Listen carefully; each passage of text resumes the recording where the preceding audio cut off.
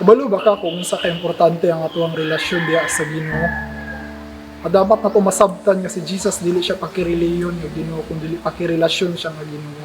Gusto ni Jesus nga makabaton ta og tinuod nga relasyon diha sa iya ug dili tinuod nga religion diha sa iya.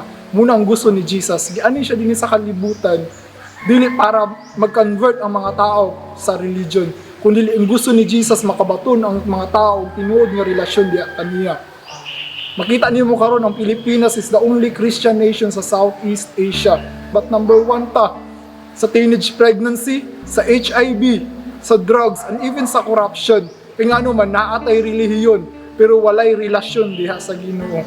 Mailan mo ang mga tao pag naay sila tinuod nga relasyon diha sa Ginoo. Kaya nga naman, nausab ang ilahang mga kinabuhi.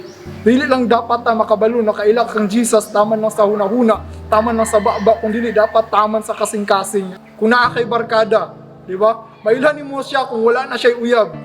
Nga naman, dili na siya manutbrush, okay ra na sa iyaha nga dili maligo, okay ra na sa iyaha nga dili manudlay, okay ra na sa iyaha nga dili mamorma, kaya nga naman wala man siya relasyon.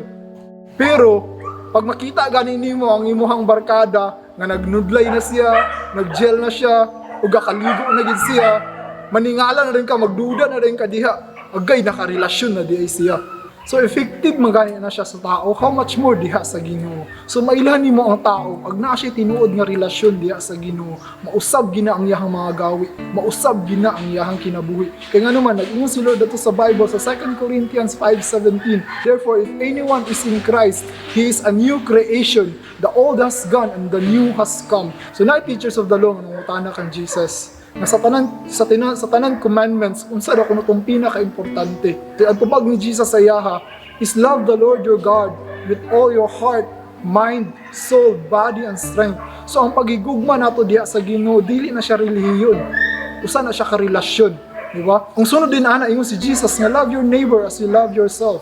So ang pagigugma nato diha sa atong isig katao is dili gina siya relihiyon.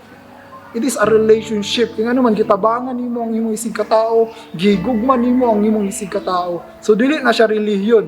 It is a relationship.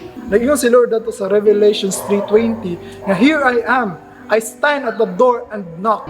If anyone hears my voice, I will come in. So, kay nanuktok man si Jesus sa ato ang mga kinabuhi, gusto siya musulod. Kung ikaw gusto ka makigrelasyon diha sa Ginoo, tabangan ta ka, mag-ampong ta. Si dawata si Jesus, sabat sa akong prayer. Ina siya karong Ginoong Hesus, sulod Ginoo sa akong kinabuhi. Himuon ko ikaw nga Ginoo ug manluluwas sa akong kinabuhi ug sa akong kalag. Sugod karon, imo nako ug ako napud ka. Lord, bag-uha Ginoo ang akong kinabuhi. Gusto ko makigrelasyon diha kanimo. Lord, tabangi ko Ginoo sa akong sitwasyon nako karon.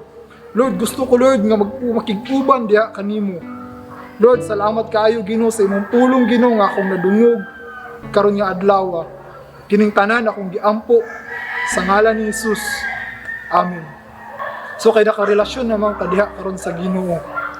Dili pwede nga imo na nang pasagdan ang imong relasyon diha kang Lord. Sama gyapon sa manag-uyab. Dili pwede nga pagkahuman og sugot imo na rin biyaan ang inyong relasyon. Kay kadugayan ana kung wala mo kanang dili ninyo i-work out ang inyong relationship, kadugayan ana maguba gid na or magbulag gid mo kadugayan. Ingana pud sa Ginoo, dili pwede nga ato na siyang gidawat nga Ginoo manuluwas sa atong kinabuhi umana na dayon. Kailangan gyapon nato na siya i-work out. So bahin na willing kami nga motabang diya sa imuha. Pwede ka mag-chat sa amuha, pwede ka mag-text sa amuha nga makita nimo dinhi karon sa screen. Pwede ka mag-PM sa amuha, ayaw ka ulaw, ayaw ka taha.